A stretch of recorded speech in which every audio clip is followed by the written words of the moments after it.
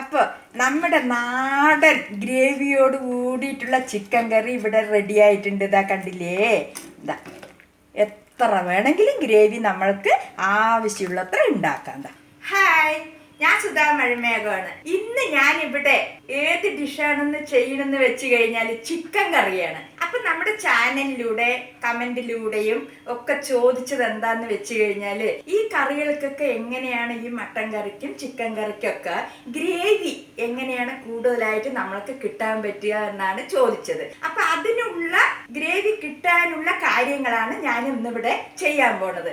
വരൂ കാണിച്ചു തരാം. അപ്പൊ ഞാനിവിടെ എടുത്തിരിക്കുന്നത് ഒരു 1/2 കിലോ ചിക്കനാണ് എടുത്തിരിക്കുന്നത്. നമ്മള് കുറച്ച് കൂടുതൽ ചെറിയ ഉള്ളിയും ഒരു 3-4 സവോളയും. ഈ ഉള്ളി കുറച്ച് കൂടുതൽ വേണം. ഇഞ്ചി ആണെങ്കിൽ നമ്മൾ സാധാരണ കറി വെക്കുമ്പോൾ ഈ ഇഞ്ചിന്റെ പകുതി മതി. പക്ഷെ നമ്മൾക്ക് ഗ്രേവി കൂടുതൽ വേണമല്ലോ, അതുകൊണ്ട് അതിന്റെ ഇരട്ടി എടുത്തിട്ടുണ്ട്. അതേപോലെ തന്നെയാണ് വെളുത്തുള്ളിയും കുറച്ച് കൂടുതൽ എടുത്തിട്ടുണ്ട്. പിന്നെ തക്കാളി 1-2 ആവാം, ഞാനിവിടെ 1 എടുത്തിട്ടുണ്ട്.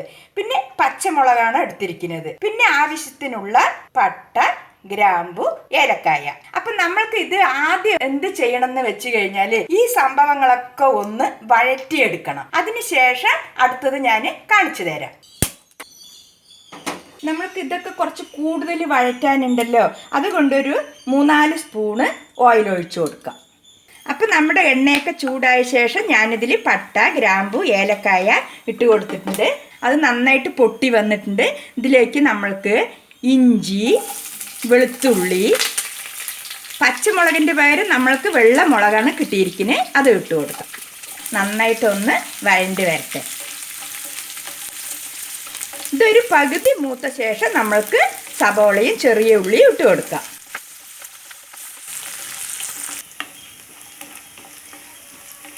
അപ്പം നമ്മുടെ വെളുത്തുള്ളിയും ഇഞ്ചിയും പട്ട, ഗ്രാമ്പു, ഏലക്കായ, മുളക് ഇത് നന്നായിട്ട് മൂത്ത് വന്നിട്ടുണ്ട്.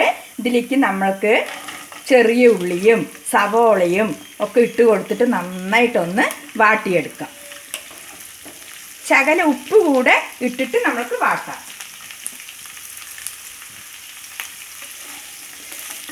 ഉപ്പിട്ട് കഴിഞ്ഞിട്ട് വഴറ്റിക്കഴിഞ്ഞാൽ പെട്ടെന്ന് നമ്മൾക്ക് ഇതുപോലെ മൊരിഞ്ഞ് കിട്ടും. അപ്പം നമ്മുടെ ഉള്ളിയൊക്കെ പകുതി വാടി വന്നിട്ടുണ്ട്.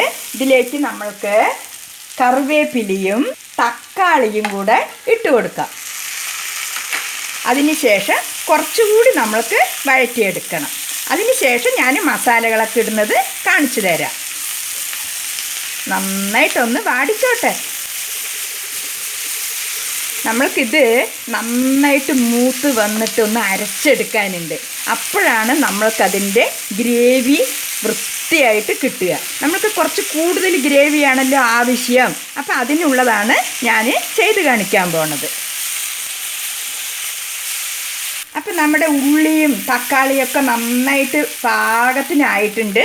നമ്മൾക്കിതിലേക്ക് മുളക് പൊടി ആവശ്യത്തിനുള്ള, നമുക്ക് ഗ്രേവി കൂടി വേണമല്ലോ, അതിനനുസരിച്ച് എരിവിനുള്ള മുളക് പൊടി ഇട്ട് കൊടുക്കാം. ഞാനൊരു 3 സ്പൂണ് മുളക് പൊടി ഇടുന്നുണ്ട്.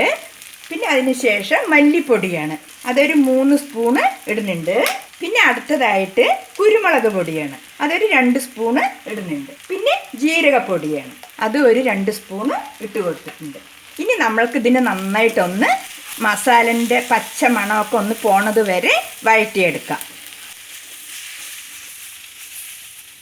അപ്പം നമ്മുടെ ഉള്ളിയും വെളുത്തുള്ളിയും തക്കാളിയും പട്ട, ഗ്രാമ്പു, ഏലക്കായ, പിന്നെ മുളക്, മല്ലി, കുരുമുളക്, ജീരകം, അങ്ങനെ എല്ലാ സംഭവങ്ങളും ഇതിലിട്ടിട്ട് നന്നായിട്ട് മൊരിഞ്ഞ് വന്നിട്ടുണ്ട്. ഇതാ കണ്ടില്ലേ, ഇങ്ങനെ ആയിരിക്കണം വരേണ്ടത്. ഇനി നമ്മൾക്ക് ഇത് ഇറക്കി വെക്കാം, ഒന്ന് ചൂടാറിക്കോട്ടെ. ഇനി അടുത്തതായിട്ട് നമുക്ക് ചിക്കൻ വേവിക്കണമല്ലോ. അപ്പം നമ്മൾക്കൊരു ചട്ടി അടുപ്പത്ത് വെച്ച ശേഷം എണ്ണ ചൂടായിട്ട് കടുകിട്ട് കൊടുക്കാം. എണ്ണ നന്നായിട്ടൊന്ന് ചൂടായിക്കോട്ടെ.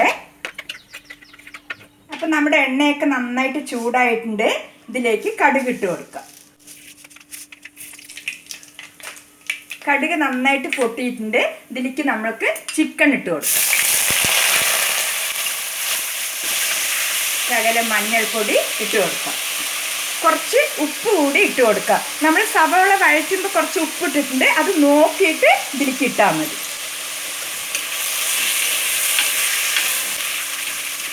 ഇത് ചെറുതായിട്ടൊന്ന് വാട്ടിയെടുക്കണം.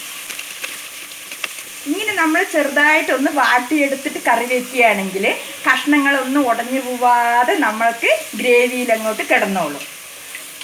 ചിക്കൻ വാടിയത് ഇത്രയും മതി. നമ്മൾക്ക് ഇതിലേക്ക് വെള്ളം ഒഴിച്ചു കൊടുക്കാം.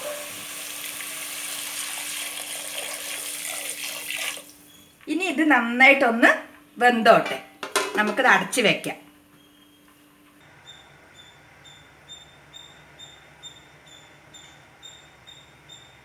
അപ്പം ഞാൻ ഉള്ളിയും മസാലകളെല്ലാം നമ്മൾ ചേർത്ത് വെച്ചിട്ടുണ്ടായിരുന്നല്ലോ, വഴറ്റി വെച്ചിട്ടുണ്ടായിരുന്നു. അത് നന്നായിട്ട് ആറിയ ശേഷം നന്നായിട്ട് പേസ്റ്റ് രൂപത്തിൽ ഇതാ അരച്ചെടുത്തിട്ടുണ്ട്. അപ്പം നമ്മൾക്ക് ചിക്കൻ ഒന്ന് പകുതി വെന്തോട്ടെ. അതിന് ശേഷം നമ്മൾക്ക് ഈ ഗ്രേവി അതിലോട്ട് ഒഴിച്ചു കൊടുക്കാം. അതുവരെ ഒന്ന് വെയിറ്റ് ചെയ്യാം. അപ്പം നമ്മുടെ ചിക്കനൊക്കെ ഒരു 1/4 ഭാഗം വേവായി കഴിഞ്ഞു. നമ്മൾക്ക് ഇനി ഈ അരച്ച് വെച്ച ഗ്രേവി ഉണ്ടല്ലോ, നല്ല പേസ്റ്റ് രൂപത്തിലാണ് ഞാൻ അരച്ചിരിക്കുന്നത്. കണ്ടില്ലേ? കുറച്ച് വെള്ളമൊക്കെ ഒഴിച്ച് പാകത്തിന് നിങ്ങളും അരച്ചെടുക്കുക. അതിനുശേഷം ഈ ഗ്രേവിനെ നമ്മൾക്ക് ഇതിൽ ഒഴിച്ചു കൊടുക്കാം.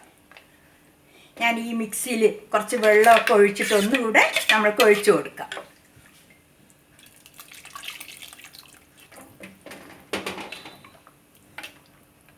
ഇതാ കണ്ടില്ലേ, ഗ്രേവി എത്ര തിക്കായിട്ടാണ് വന്നിരിക്കുന്നത്. ഇതിന് ഒരു ബുദ്ധിമുട്ടും ഇല്ല. നമ്മൾക്ക് കുറച്ച് ഉള്ളി, ഇഞ്ചി, വെളുത്തുള്ളി ഇത് മാത്രം ശകലം കൂടുതൽ നമ്മൾക്ക് അതിനൊന്ന് ഉള്ളിയിലൂടെ വറുത്തെടുക്കണം. അത്രേ ആവശ്യമുള്ളൂ.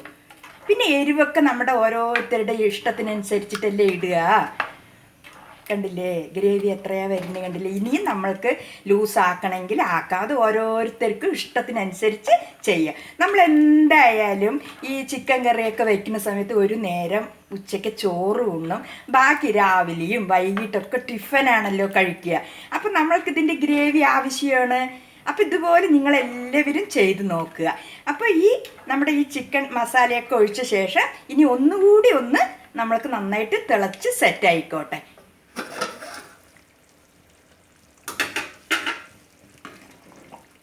അപ്പോൾ നമ്മുടെ നാടൻ ഗ്രേവിയോട് കൂടിയിട്ടുള്ള ചിക്കൻ കറി ഇവിടെ റെഡി ആയിട്ടുണ്ട്. ഇതാ കണ്ടില്ലേ? ഇതാ എത്ര വേണമെങ്കിലും ഗ്രേവി നമ്മൾക്ക് ആവശ്യമുള്ളത്ര ഉണ്ടാക്കാം. എന്താ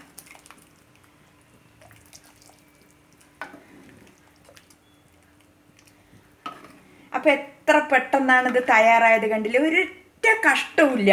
നമ്മൾ ഈ വഴറ്റി എടുക്കുന്നതിൽ കുറച്ച് കൂടുതൽ വഴറ്റണം, അത്രയേ ഉള്ളൂ. അപ്പം നിങ്ങളെല്ലാവരും ഇത് ചെയ്ത് നോക്കുക, കമൻറ്റിലൂടെ അഭിപ്രായങ്ങൾ പറയുക. അപ്പോൾ ഇവിടെ എല്ലാം സിമ്പിളാണ്.